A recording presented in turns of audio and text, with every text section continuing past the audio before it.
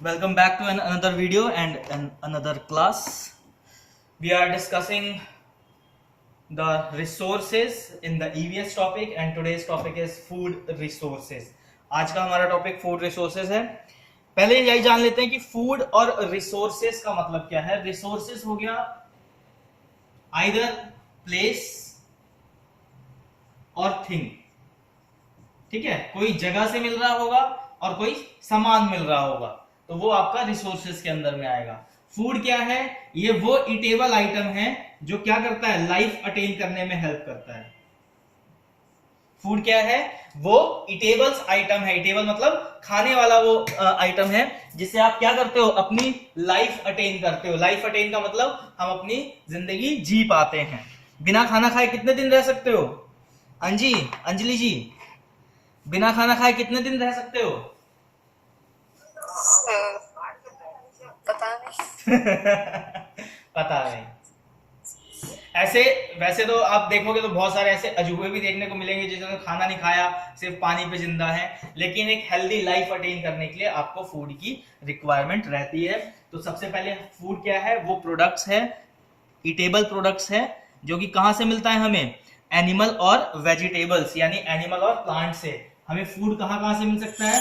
Animal से मिल सकता है और प्लांट से मिल सकता है.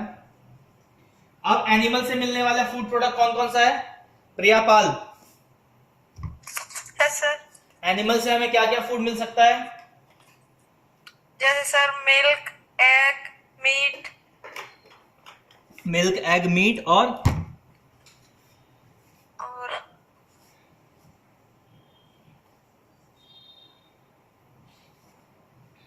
सर पता नहीं.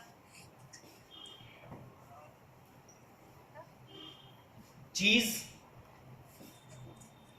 क्या सर? चीज कई सारे फैटी सब्सटेंस बनते हैं ना एनिमल फैट से. चीज सर्च करके देखना. और इससे क्या मिलेगा? अंजलि राजपूत, प्लांट से क्या क्या मिलता है? प्लांट से सर फ्रूट्स एंड वेजिटेबल्स. ठीक है. अब फ्रूट्स क्या होते हैं, वेजिटेबल्स क्या होते हैं, ये स्कूल का टॉपिक है, आप आराम से पढ़ सकते हैं. क्लियर? पता है. ठीक है ना. प्लांट्स देखो, प्लांट्स मैंने इसलिए लिया कि एक हमें ओवरव्यू पता लग जाए, नहीं तो इंडिविजुअल भी बोला जा सकता था, लेकिन बहुत वाइड हो जाएगा, कोई फायदा नहीं है. सबको पता है कि फ्रूट्स क्या होते हैं और प्लांट्स क्या होते हैं. जब बैचलर्स में हो तो इतना तो पता ही होना चाहिए. खैर, अब हमें फूड की रिक्वायरमेंट क्यों है? हमें इस सब्सटेंस की रिक्वायरमेंट क्यों है? क्यों कहा जाता है कि भाई हमें मिल्क चाहिए, एग चाहिए, मीट चाहिए, चीज चाहिए, प्लांट्स में फ्रूट्स और वेजिटेबल्स खाने चाहिए? क्यों? व्हाई?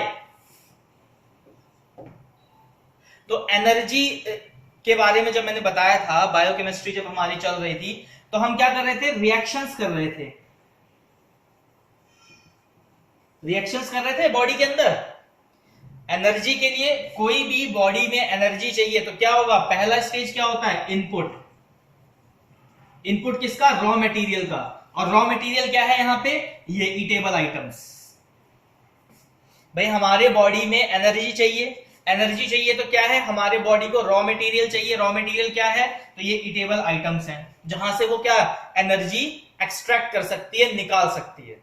अब एनर्जी एक्सट्रैक्ट कर रही है, निकाल रही है, कैसे निकालेगी? तो हर एक फ्रूट में, हर एक वेजिटेबल में स्पेसिफिक काइंड ऑफ प्रोटीन मिलेगा, विटामिन मिलेगा और आपके अदर एसिडिक्स और बेसिक सब्सटेंस मिलेंगे. ठीक है.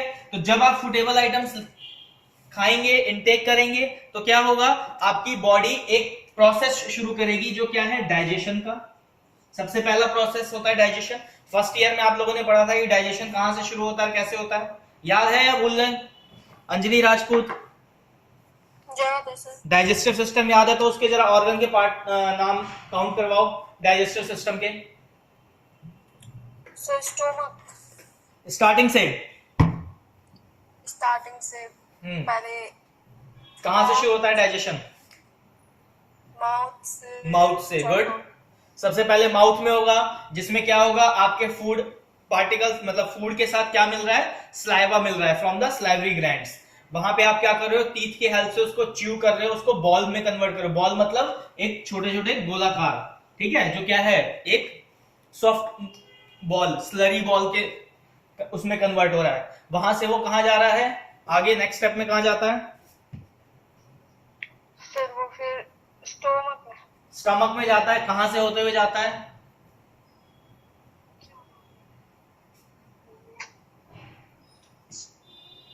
फूड पाइप से कहां जाता है, स्टमक में जाता है। ठीक है, माउथ में क्या हुआ, च्युइंग किया, च्युइंग मतलब चबाना। ठीक है, आपने माउथ में च्युइंग किया, च्युइंग के साथ साथ आपने उसमें क्या मिक्स किया फूड में, अपना स्लाइवा। ठीक है, डाइजेशन का पहला स्टेज। ठीक है, क्या किया आपने, पार्टिकल को बिल्कुल छोटे छोटे पीसेस में ब्रेक डाउन कर दिया with the help of teeth. ठीक है, उसके बाद क्या किया, उसमें स्लाइवरी ग्लैंड से स्लाइवा मिला तो वो थोड़ा सॉफ्ट भी हो गया। वो फूड पाइप के थ्रू कहां चला गया, आपके स्टमक में चला गया। स्टमक हमेशा याद रखना आपके लेफ्ट साइड में अपर, ठीक है, चेस्ट के जस्ट नीचे जहां रिब्स फिनिश हो रही है वहीं लेफ्ट साइड में आपका स्टमक होता है। तो ये एनाटॉमी भी है, रिवाइज हो रहा है आपका साथ साथ में कुछ एनाटॉमी का पार्ट भी। तो स्टमक में गया, अब स्टमक में डाइजेशन शुरू होता है तो स्टमक के अंदर क्या प्रोड्यूस होता है, HCl, हाइड्रोक्लोरिक एसिड सबसे ज्यादा कंसेंट्रेटेड होता है उसमें। और क्या क्या मिलता है, तो हमारा एक बॉडी में होता है लिवर। क्या बोलते हैं लिवर को, लिवर का अदर नेम क्या है प्रियापाल, what is the other name of liver? Sir यकृत। है क्या, हिंदी नहीं पूछ रहा मैं, अदर नेम पूछ रहा हूं। और किस नाम से जाना जाता है लिवर को,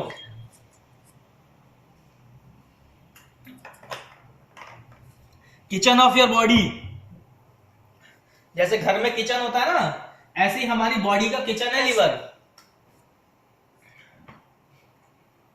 लिवर क्या करता है, जूसेस सिक्रीट करता है। बाइल जूस सबसे कॉमन जूस है जो गॉल ब्लैडर में स्टोर होता है, 30 ml। ठीक है, तो क्या करेगा लिवर से आपके सिक्रीट्स जूस होते हैं। जो आपका मेन पिट्यूटरी ग्लैंड है वो क्या है, हार्मोनल सिक्रीशन ग्लैंड है, मास्टर ग्लैंड जिसे बोला जाता है, वो हार्मोन सिक्रीट्स करता है। हार्मोन क्या है, ये मैसेंजर्स होते हैं बेसिकली, जो क्या करते हैं अलग अलग पार्ट में जाके अलग अलग मैसेज कैरी करते हैं जिससे आपकी बॉडी वर्क फंक्शन कर पाती है। तो क्या किया लिवर ने, सिक्रीट्स किए जूस, ठीक है, वो गए स्टमक में, मिक्स हुआ, ड्यूडेनम से क्रॉस हुआ। जैसा ही डुंडम से क्रॉस हुआ तो डाइजेशन का पार्ट फिनिश हो गया वहां पे। ठीक है, डाइजेशन वाला पार्ट वहीं पे फिनिश हुआ। उसके बाद आता है एब्जॉर्प्शन। ठीक है, एब्जॉर्ब करना। ठीक, तो ये जो पार्ट था बेसिक आपका डाइजेशन का, भाई रॉ मटेरियल क्या है, हमारे फूड है। यहाँ ये हमें क्या प्रोवाइड करते हैं, तो कई सारे विटामिन प्रोवाइड करते हैं, कार्बोहाइड्रेट है, प्रोटीन है, मिनरल्स है। ठीक है, ये सारी चीज हमारे क्या रॉ मटेरियल के थ्रू हम लेते हैं, पानी पीते हैं, खाना खाते हैं। भाई बनाना खा रहे हो, पोटैटो खा रहे हो, तो आप बेसिकली क्या एक फूड सब्सटेंस खा रहे हो जिसके अंदर मल्टीपल चीजें अवेलेबल है। मिल्क पी रहे हो, ठीक, तो आपने एक मल्टीपल चीजें मिक्स करके आपने खाई एज अ रॉ मटेरियल। आपकी बॉडी ने क्या किया, सबसे पहले उसको डाइजेशन के लिए एक प्लेटफॉर्म पे तैयार किया। वो प्लेटफॉर्म कहां तैयार होता था, स्टमक में। स्टमक में सारी चीजें फिक्स हो गई कि अब यहां से एब्जॉर्ब यानी लिया जा सकता है क्या, आपका स्पेसिफिक प्रोडक्ट। ठीक है, तो अब स्पेसिफिक प्रोडक्ट क्या हो गया भाई, अब अलग अलग चीजें फिल्टर होना शुरू करेंगी यानी एब्जॉर्प्शन होना शुरू होगा। तो एब्जॉर्प्शन कहां शुरू होता है, स्मॉल इंटेस्टाइन से लेके लार्ज इंटेस्टाइन तक। इसीलिए अगर स्मॉल इंटेस्टाइन को आप बिल्कुल सीधा करोगे तो बहुत लंबी होती है, लार्ज इंटेस्टाइन का भी साइज बहुत लंबा होता है। क्यों होता है, क्योंकि उसमें एब्जॉर्प्शन हो रहा है, वो इस तरीके से ये स्ट्रक्चर रहता है स्मॉल इंटेस्टाइन और लार्ज इंटेस्टाइन का। ठीक है, लार्ज इंटेस्टाइन जो है वो स्मॉल इंटेस्टाइन को पैक करके रखती है। तो यहां पे क्या होता है, एब्जॉर्प्शन शुरू हुआ। एब्जॉर्प्शन जब शुरू हुआ तो वो लास्ट में जाके जो स्टूल प्रोडक्ट बना, स्टूल ये क्या है, ये वो सब्सटेंस है जो आपकी बॉडी डाइजेस्ट या एब्जॉर्ब नहीं कर पाई, undigested unabsorb product of human body. ये क्या है, वेस्ट है एक तरीके का। क्या है, वेस्ट है। जैसे यूरिन क्या है, वेस्ट प्रोडक्ट है, ऐसे स्टूल क्या है, वेस्ट प्रोडक्ट है जो डाइजेस्ट हमारी बॉडी यूटिलाइज नहीं कर सकती, उसका कोई काम नहीं है। इसके अंदर जो सब्सटेंस प्रेजेंट है उससे हमारी बॉडी का कुछ लेना देना नहीं है, ठीक है। और यही स्टूल किसके लिए फायदेमंद होता है? यही स्टूल प्लांट्स के लिए फायदेमंद होता है। क्यों? क्योंकि ये उसके लिए एक आपका नेचुरल क्या कह सकते हो उसको, खाद, फर्टिलाइजर का काम करता है। सही कह रहा हूं? हाँ जी अंजलि जी, जैसे सही बात है गलत है? सही बात है सर। अच्छा चलो ठीक है। अब आ जाते हैं कि भाई हमारे कहां कहां से सोर्स हैं, फूड के सोर्सेस क्या क्या हैं। एक ओवरव्यू दे रहा हूं, जो लेक्चर पीडीएफ मैंने आपको भेजा हुआ है वो स्पेसिफिक का दिया हुआ है, ठीक है। लेक्चर में आपको इतना क्लियर करूंगा कि कौन सा पार्ट आपको याद रखना है और as being a MLT student आपको किस चीज से सबसे ज्यादा ध्यान करना है, ठीक है। तो सबसे पहले आ गया आपका फूड रिसोर्सेज में, आपने जान लिया कि फूड क्या होता है, कैसे रॉ मटेरियल हमारी बॉडी पे वर्क करता है। अब सोर्स ऑफ फूड, भाई हमें सामने मिलेगा तो हम खाएंगे ना, तो सामने कैसे मिलेगा? कहीं ना कहीं से हमें लेके आना पड़ेगा, तो उसके लिए अलग अलग मैनेजमेंट है। तो मैनेजमेंट क्या है? तो फार्मर है एक सबसे पहला पार्ट। फार्मर क्या करते हैं? वो ग्रो करते हैं। क्या ग्रो करते हैं? तो वो प्लांट्स ग्रो करते हैं,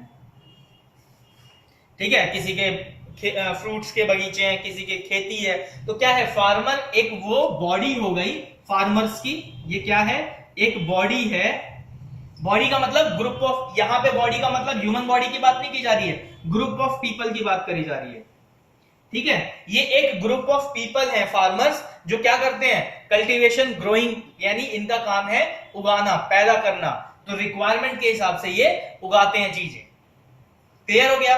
अब इसका यूटिलाइजेशन वो खुद भी करते हैं और बाकी लोग भी करते हैं। क्लियर हो गया? अब फूड को ग्रो करने के लिए अलग अलग एरिया में अलग अलग टाइप की फार्मिंग होती है, ठीक है। जहां पे आपका प्लेन एरिया है, जहां गर्मी ज्यादा है, वहां की फार्मिंग का क्राइटेरिया अलग है।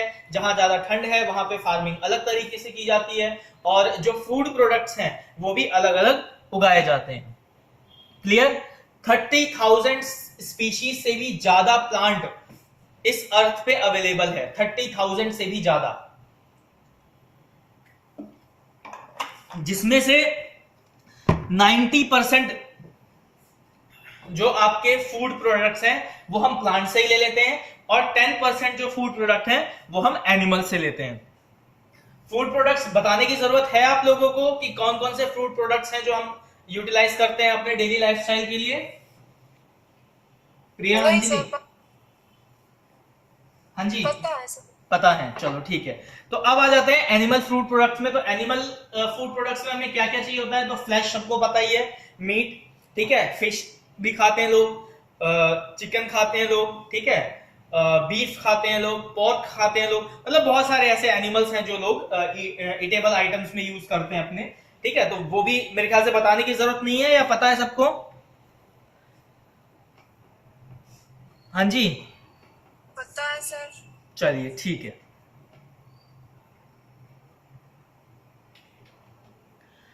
अब मेन फूड रिसोर्सेस क्या है, मतलब जो हमें डेली यूटिलाइज करना ही है, मतलब खाना ही है। तो आपका वीट और राइस, ये दो मेन फूड प्रोडक्ट है जो आपको डेली बेसिस पे चाहिए ही चाहिए। और मिल्क, ठीक है। लिक्विड में जो एनिमल से ले रहे हैं वो हो गया मिल्क, और जो प्लांट से ले रहे हैं वीट और राइस। ये ऐसे फूड प्रोडक्ट्स हैं जो आपको डेली बेसिस पे चाहिए ही चाहिए। क्यों? क्योंकि इससे जो आपकी बॉडी है, जो एनर्जी रिक्वायर्ड है बॉडी को ग्रो करने के लिए और इसके मेटाबॉलिकल फंक्शन को चलाने के लिए, वो इन तीन बेसिक चीजों से मिलेगा। और ये तीन बेसिक जो चीजें हैं वो क्या है आपके? वीट, राइस और मिल्क।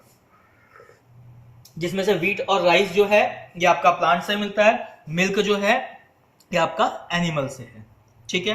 अब आ जाते हैं, इसमें एक वर्ड यूज है आपका देखा होगा पीडीएफ में, जिसे हम बोलते हैं एक्वा कल्चर। एक्वा कल्चर,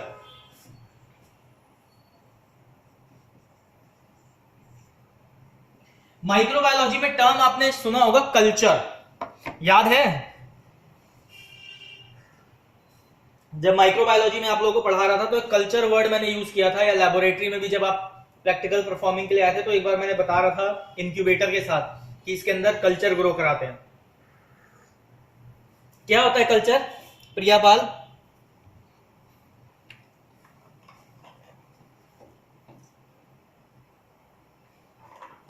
प्रियापाल सुन पा रहे हैं? Yes sir. क्या होता है कल्चर, क्या होता है? What are cultures?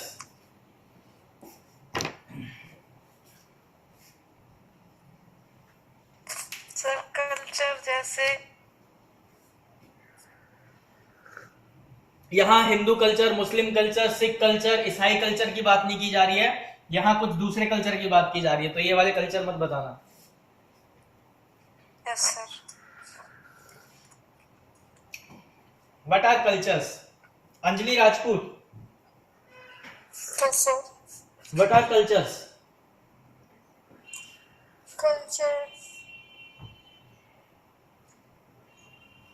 What are cultures? Cultures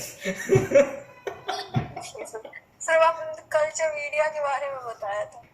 नहीं, कल्चर मीडिया के बारे में तो बताया ही था। क्या बताया था कल्चर मीडिया के बारे में? चलो वही बताओ, याद है कि नहीं देखते हैं।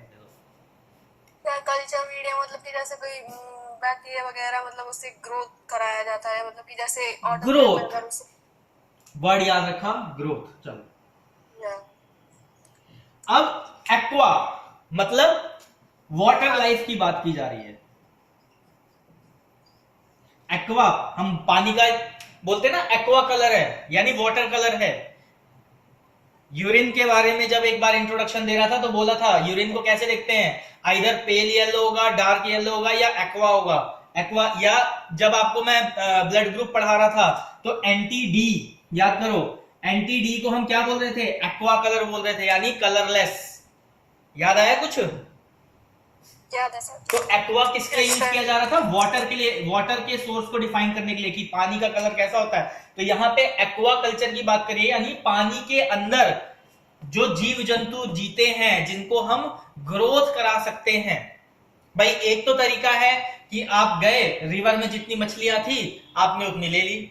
एक तरीका है आपने क्या किया, फार्मिंग करी, फिश फार्मिंग करी, टोटोवाइज फार्मिंग करी,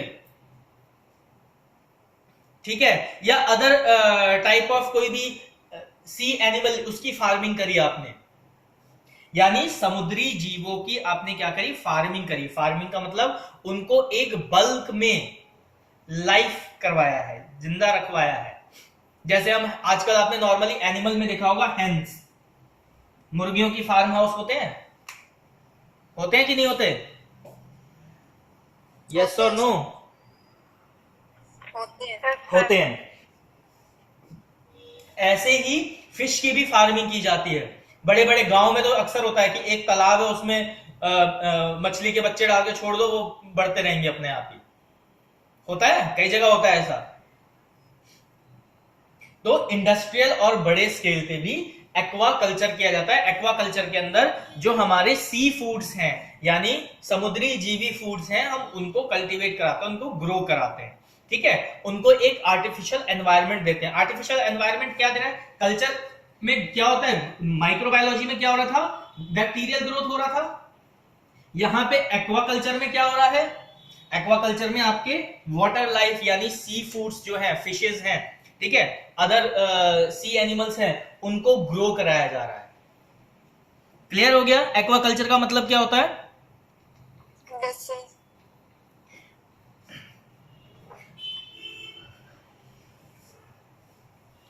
अब थोड़ा सा फोकस करेंगे हम कि भाई फूड रिसोर्सेज तो हमारे पास दो सोर्सेज हैं, ठीक है, एक प्लांट भी है, एक एनिमल भी है। लेकिन ग्लोबली अगर देखा जाए, बड़े स्केल पे देखा जाए, तो फूड की बहुत बड़ी शॉर्टेज है, बहुत ज्यादा प्रॉब्लम है। मतलब जितनी डिमांड है फूड की, उतनी सप्लाई नहीं मिलती। तो उसके क्या क्या रीजंस हैं?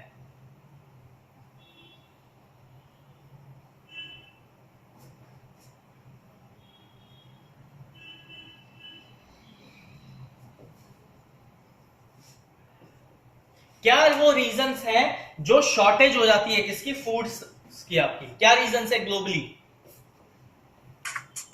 हाँ जी विनीत जी, आप बताएं इस बारे में, क्या क्या वजह होती है जिससे खाने की दिक्कत हो जाती है? विनीत जी सुन पा रहे हैं? ये लगता है ऑनलाइन करके कहीं चला गया है। बताओ अंजलि, आप ही बताओ, कुछ कह रहे थे आप। सर पॉपुलेशन ग्रोथ में, पॉवर्टी में, environmental facts, economic and political system में। गुड।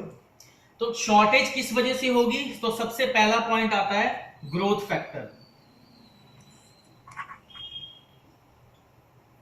किसी भी चीज की ग्रोथ करा रहे हो, आइदर वो प्लांट्स में हो चाहे वो एनिमल में हो, अगर प्रॉपरली ग्रोथ नहीं हुआ, उसे एनवायरमेंटल कंडीशन नहीं मिली, आपने सोचा था कि आप 1 लाख टन टमाटो उगा लोगे, आपने खेत में सीड्स करवा दिए, उसको प्रॉपर वाटर वगैरह भी दिया, बट एनवायरमेंटल कंडीशन आपकी हेल्दी नहीं रही, ज्यादा बारिश हो गई या गर्मी ज्यादा पड़ गई, आपके प्लांट्स क्या हुए, डिस्ट्रॉय हो गए, तो जो टारगेट था आपका वो अचीव नहीं हुआ। 1 लाख की जगह सपोज आपको 95,000 केजी ही मिला, तो कुछ का लॉस हुआ ना, 5000 केजी के आसपास का लॉस हुआ, तो वो क्या हुआ, वो आपका टारगेट नहीं हुआ, तो क्या हुआ, शॉर्टेज हो गया। ठीक है, एक तो ये होता है। दूसरा होता है आपका, ये तो हो गया ग्रोथ फैक्टर में। ठीक है भाई, आपने या क्वालिटी ऑफ सीड्स, जो आपने क्वालिटी ऑफ सीड्स डाले थे वो प्रॉपरली वहां पे नरिश नहीं हो पाए, नरिशमेंट मतलब उसको प्रॉपरली एनवायरमेंट नहीं मिला, वो ग्रो नहीं कर पाए। ठीक है, दूसरा होता है नेचुरल कैलेमिटी। जिस एरिया में आप फार्मिंग कर रहे हैं या ग्रोथ करा रहे हैं किसी भी पर्टिकुलर चीज की, वहां पे कोई नेचुरल कैलेमिटी आ जाए, फ्लड आ जाए, ठीक है, लैंडस्लाइड हो गया, ठीक, या कुछ और नेचुरल कैलेमिटी आ जाए, तो उसकी वजह से क्या हुआ, आपकी फसल जो है वो क्या हुई, खराब हो गई, तो उस वजह से भी क्या होगा, शॉर्टेज हो जाएगी फूड की। ठीक है, तो ग्लोबली क्या होगा, प्रॉब्लम आ जाएगी उस चीज के लिए।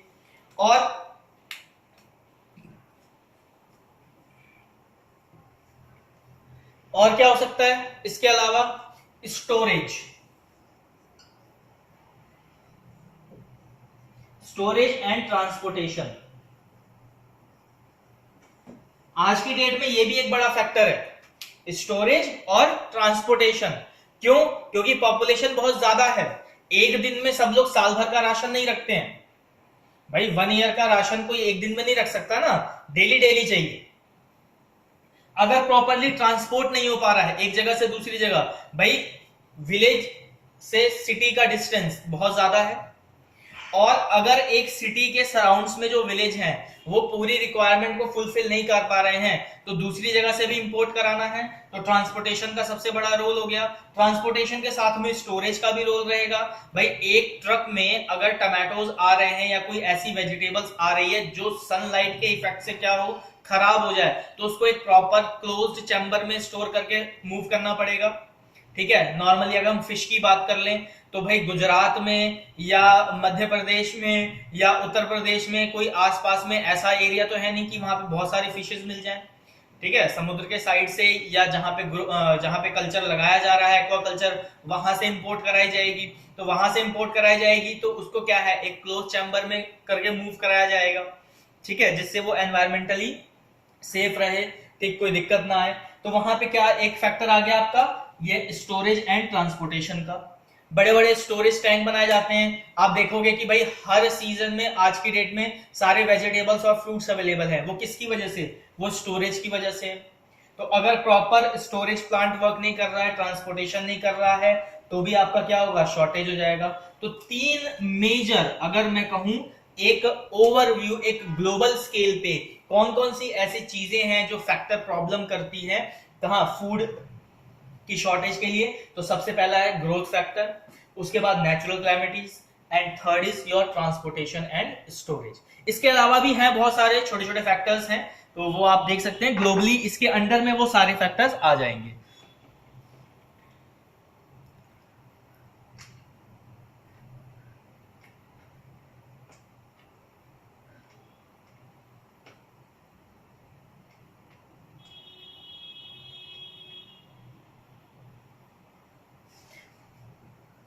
अब प्रॉपर फूड ना मिलने की वजह से ह्यूमन बॉडी में क्या ग्रोथ इफेक्ट देखने को मिलता है, उसके बारे में हम थोड़ा सा डिस्कस करेंगे।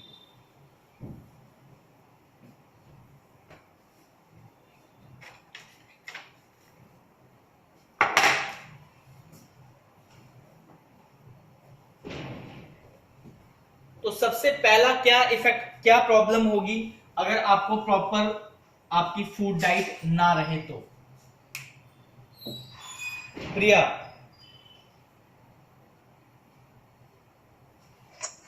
Yes sir.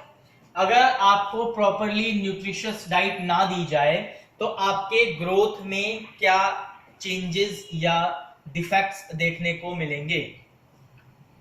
अब जो टॉपिक है वो आपका एमएलटी से रिलेटेड रहेगा। ईवीएस का उतना ही था, नोट्स मैंने आपके प्रोवाइड करा दिए, कुछ अब बेसिक चीजें पढ़ लेते हैं। हाँ जी, बताएं।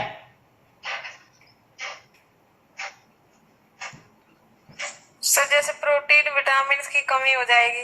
प्रोटीन एंड विटामिन की कमी हो जाएगी, ठीक है।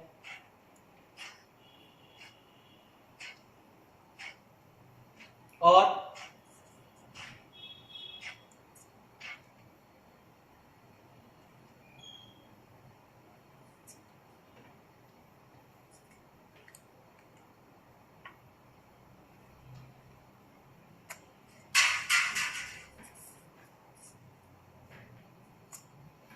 अंजलि राजपूत, क्या क्या डिजीज कॉज हो सकती हैं आपकी हंगर और हेल्थ इश्यूज की वजह से? सर जैसे कि अगर आयरन की कमी हो रही है तो एनीमिया, एंड अगर विटामिन की कमी जैसे कि हाँ आयरन की कमी हो रही है तो क्वाइटर्स एंड विटामिन की कमी, और अगर विटामिन ए मतलब कोई भी विटामिन की कमी हो रही है, और विटामिन बी फाइव की कमी हो रही है तो पैराग्रा एंड क्रोनिक हंगर डिजीज हो सकता है।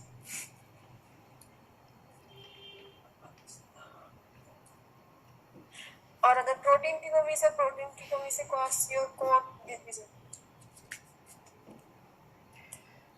अगर आपको फूड प्रॉपरली ना मिले तो दो मेजर प्रॉब्लम्स फेस करोगे। सबसे पहला माल न्यूट्रिशन, जिसके अंदर आपके ये सारे प्रोडक्ट्स आ गए जो हम खाने से मिलते हैं, ठीक है।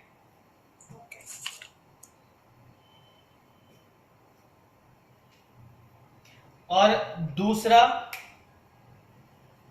अंडर डेवलपमेंट,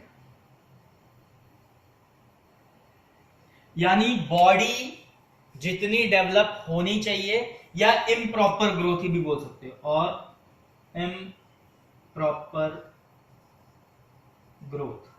भाई आपकी बॉडी को एनर्जी मिलेगी नहीं तो वो एंटीबॉडी बना नहीं पाएगा स्पेसिफिक अमाउंट में, और एंटीबॉडी नहीं बनाएगा तो एंटीजन से फाइट नहीं कर पाएगा, और एंटीजन से फाइट नहीं करेगा तो क्या हो गया? इम्यूनिटी वीक हो गई। इम्यूनिटी वीक हो गई तो क्या हुआ? पोलियो, कोई अदर, जैसे सबसे सिंपल सा फैक्ट है पोलियो वायरस, कोई वायरस, कोई प्रोटोजोआ, कोई फंगाई अटैक करेगा, आपकी बॉडी फंक्शन करना बंद कर देगी, या हो सकता है आपको पैरालिसिस अटैक आ जाए, या हो सकता है आपका एक पर्टिकुलर कोई बॉडी ऑर्गन पार्ट ग्रोथ ही ना कर पाए। तो क्या मिलेगा आपको? इम्प्रॉपर ग्रोथ देखने को मिलेगी और माल न्यूट्रिशन देखने को मिलेगा। माल न्यूट्रिशन के अंदर कौन कौन सी कंडीशन आ जाती है? तो माल न्यूट्रिशन के अंदर वो सारी बायोलॉजिकल कंडीशंस हैं, वो सारी मेटाबॉलिकल कंडीशंस हैं जो एक ग्रोथ फैक्टर को इफेक्ट करती है, एक मॉलिक्यूलर फंक्शन को इफेक्ट करती है। ठीक है, क्लियर है? Yes sir. क्या होते हैं मॉलिक्यूलर फंक्शन? प्रिया पाल एक बार मुझे बताइए, what are molecular functions in human body?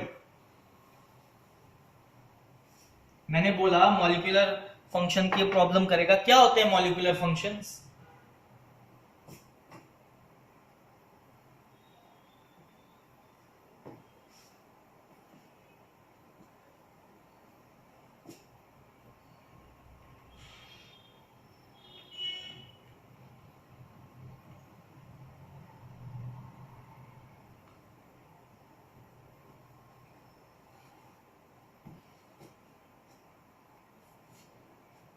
बोलो।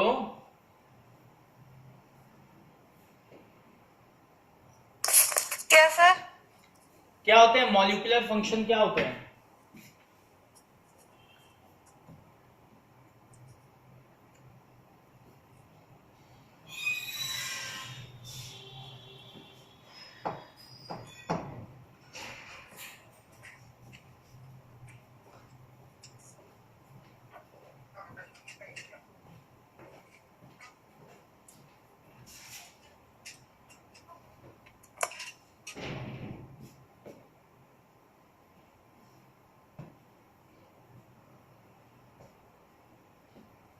होमवर्क है आपका, कल मुझे आप बताओगे मॉलिक्यूलर फंक्शन क्या होते हैं, इतना टाइम नहीं लेना होता क्लास में। चलो आगे कंटिन्यू कर रहा हूं मैं। माल न्यूट्रिशन क्या है? इट्स अ ऐसे ऑफ क्या है, lack of minimum amount of protein, vitamin, lipid, carbohydrate and other essential nutrients required for proper healthy growth। ठीक है, माल न्यूट्रिशन क्या होता है कि जो हमारी रिक्वायर्ड है प्रोटीन, विटामिन, लिपिड या कार्बोहाइड्रेट और अदर एसेंशियल न्यूट्रिशंस का वो क्या है, फुलफिल नहीं कर पाते हैं अगर हम, तो उसकी वजह से क्या होता है, हमारी जो हेल्दी ग्रोथ है वो नहीं हो पाती है। माल न्यूट्रिशन बेसिकली दो टाइप से होगा, जिसमें आपका रिच और एक पुअर। रिच में यानी ओवर न्यूट्रिशन और अंडर न्यूट्रिशन की बात की जाएगी। ओवर न्यूट्रिशन की वजह से भी प्रॉब्लम होती है अगर एक ही प्रोडक्ट आप ज्यादा खा लो। फॉर एग्जांपल अगर आप मटर बहुत ज्यादा खा लेते हो तो क्या होता है, स्टमक में पेन होने लगता है, ईक करने लगता है स्टमक, तो वो क्या है, ओवर न्यूट्रिशन का एक एग्जांपल है। और अंडर न्यूट्रिशन का जितना आपको रिक्वायर्ड है आप नहीं ले पाते हो तो ऑब्वियसली बात है आपकी ग्रोथ देखने को मिलती है, एक प्रॉपर ग्रोथ नहीं होती है।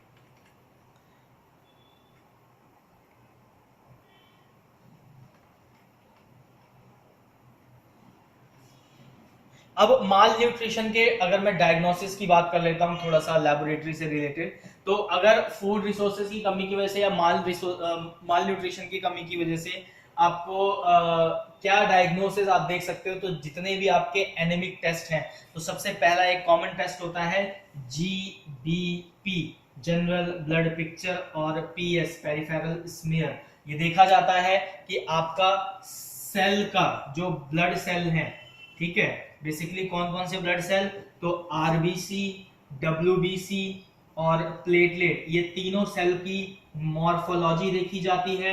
मॉर्फोलॉजी में क्या देखते हैं, माइक्रोसिटिक है, मैक्रोसिटिक है, नॉर्मोक्रोमिक है, नॉर्मोसाइटिक है, ठीक है, या ये तो शेप साइज की बात हो गई। काउंटिंग में कितने हैं, नॉर्मल काउंट है या एबनॉर्मल काउंट है, साइटिक काउंट मतलब बढ़े हुए हैं, पीनिया काउंट यानी कम है, ठीक है, वो सारा देखा जाता है। उसके बाद स्पेसिफिकली अगर आप आरबीसी या डब्ल्यूबीसी में भी आपके जो 5 डिफरेंशियल सेल्स हैं, आप उसको पर्टिकुलर देखते हो कि हर एक सेल की क्या मॉर्फोलॉजी है, न्यूट्रोफिल कैसा दिख रहा है, लिम्फोसाइट कैसा दिख रहा है, मोनोसाइट कैसा दिख रहा है, इस्नोफिल कैसा दिख रहा है, बेसोफिल कैसा दिख रहा है, थ्रोम्बोसाइट कैसे दिख रहे हैं। उसके बाद आपको जो मैंने बताया था एक लाइन एज सेल्स होते हैं, ब्लास्ट सेल जिसे हम कहते हैं, वो कैसा दिख रहा है, वो भी स्टेनिंग के थ्रू ही देखा जाता है। कोई कैंसर सेल्स तो नहीं है, कोई अनहेल्दी ग्रोथ सेल्स तो नहीं है, ठीक है, वो सारी चीजें देख के हम पता लगा सकते हैं कि इसको एनीमिक में क्या प्रॉब्लम है।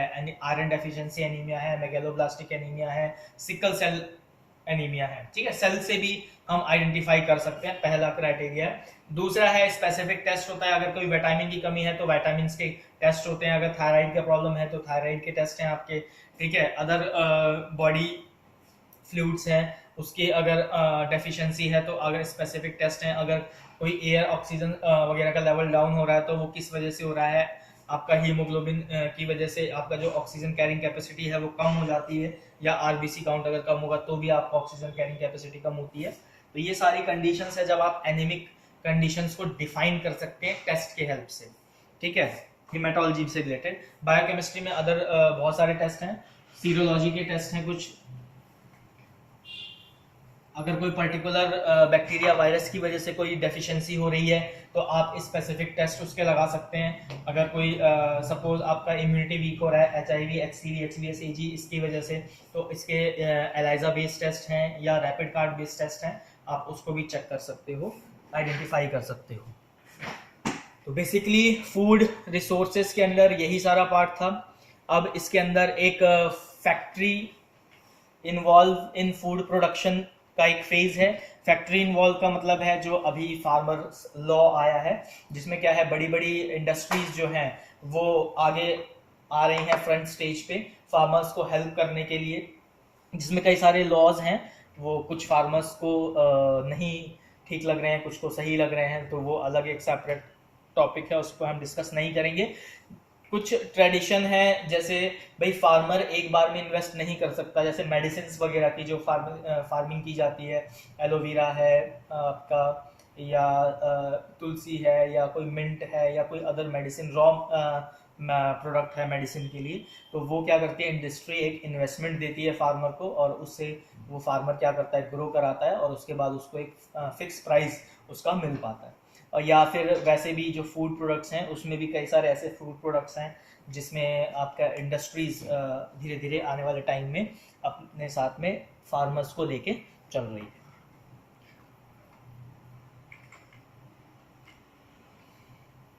अच्छा, इंडस्ट्रियल और ऑर्गेनिक दो फर्क क्या होता है फार्मिंग में, एक बार ये भी बता देता हूँ। जो ऑर्गेनिक फार्मिंग होती है इसके अंदर पेस्टिसाइड्स वगैरह कम से कम यूज़ किया जाता है, ना के बराबर 1 से 2% ही यूज़ किया जाता है।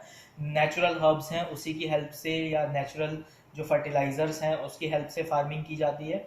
और इंडस्ट्रियल फार्मिंग में मोस्ट ऑफ द टाइम आपके जो केमिकल प्रोडक्ट्स हैं उससे किया जाता है, क्योंकि लार्ज स्केल में फार्मिंग होती है, और लार्ज स्केल में आपके जो नेचुरल फर्टिलाइजर्स हैं वो आज की डेट में अवेलेबल नहीं हो पाते हैं, और जो सॉइल की कैपेसिटी है वो मल्टीपल फार्मिंग की वजह से क्या हो रही है, धीरे धीरे कम होती जा रही है। मल्टीपल फार्मिंग का मतलब होता है कि एक ही लैंड पे पहले जहाँ पे 2 क्रॉप्स उगाए जाते थे साल में, वहाँ पे 3 से 4 क्रॉप्स उगाए जाते हैं, या उसी लैंड को डिवाइड किया जाता है, एक पर्टिकुलर एरिया में एक सर्टेन फिक्स ऑफ क्रॉप उगाए जा रहे हैं, फिर दूसरे उसी के लगे हुए पर्टिकुलर एरिया में एक ही सीजन में 2 से 3 क्रॉप्स जो हम नेचुरली ले सकते हैं, या एक आर्टिफिशियल एनवायरनमेंट क्रिएट करके लैंड के ऊपर हम ग्रो करवाते हैं मल्टीपल फूड्स के लिए। तो ये सारा इसका प्रोडक्ट है, इसका आपका डाटाबेस मैंने आपको पीडीएफ में भेज रखा है। उम्मीद करता हूँ ये लेक्चर आप लोगों के लिए इंटरेस्टिंग रहा होगा और आपको बहुत कुछ सीखने को मिलेगा। Thank you for today.